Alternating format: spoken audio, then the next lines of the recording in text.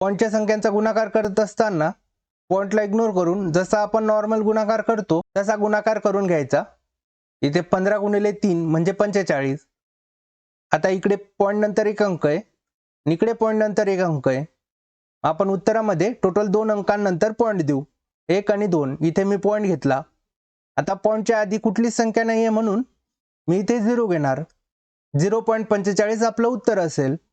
इकडे आता 4 गुणिले 1.2 आहे, मग इकडचा पॉईंट इग्नोर करून 4 गुणिले 12 म्हणजे 48।